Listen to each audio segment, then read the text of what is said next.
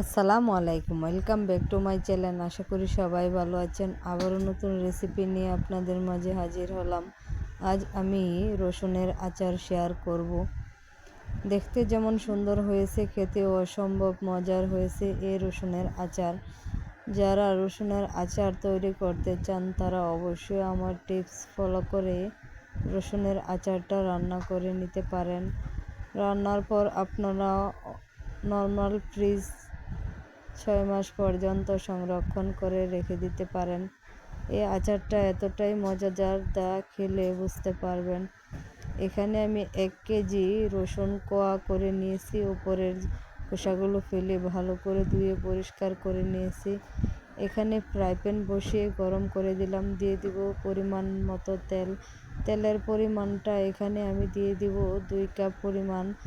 আমি এখানে রসুনের আচারটা 2 কাপ পরিমাণ দিয়ে করলাম, যাতে ডুবো ডুবো হয় রসে। এখন আমি রসুনের কোয়াগুলো দিয়ে দিব। রসুনগুলো আমি ভালো করে হালকা বাদামি হওয়া পর্যন্ত ভেজে নিব। দিয়ে দিব 3টা তেজপাতা মাঝখান দিয়ে কেটে রেখে দিয়েছি। আর আমি দেখুন আমার রসুনগুলো হালকা ব্রাউন করে ভাজা হয়ে গেছে। আমার রসুনগুলো কীভাবে আমি ব্রাউন করে ভেজেছি আপনারা দেখতেই পাচ্ছেন। এখানে আমি দিয়ে দিব 1 কাপ পরিমাণ গুড়। এখানে আমি 1 কাপ পরিমাণ লেটকা গুড়টা ইউজ করছি। আপনারা চাইলে আস্ত গুড়টা ভেঙে নিয়ে দিতে পারেন। আপনারা যদি রসুনের আচারটা গুড় দিয়ে করেন তাহলে দেখতে কালারটা অনেক সুন্দর আসবে আর খেতেও ভালো লাগবে। চিনি দিয়ে করলে সাদা টাইপের থেকে যায়, এখানে হলুদ ইউজ করতে হয়।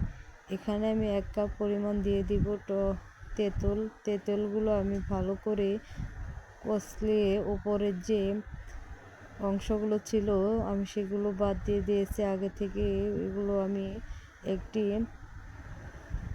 স্যুপের মতো তৈরি করে নিলাম।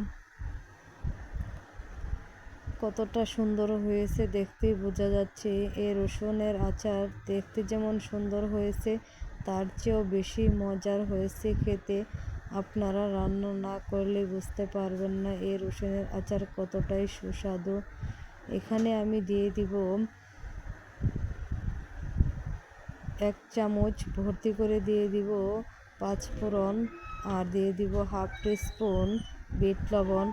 সবগুলো আমি দিয়ে ভালো করে মিশিয়ে নিলাম। এখানে আমি একটু টক ঝাল মিষ্টি করব, তার জন্য 1 চামচের মতো চিলি ফ্লেক্স দিয়ে দিব। সব কিছু আমি ভালো করে মিশিয়ে 5 মিনিটের মতো রান্না করে নিব।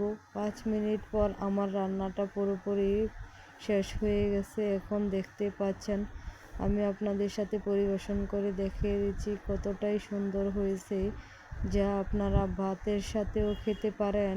মাছ মাংস যেদিন রাঁধবেন মাংসের সাথে 1 চামচ খেয়ে দেখবেন, খেতে দুর্দান্ত হয় এই আচার।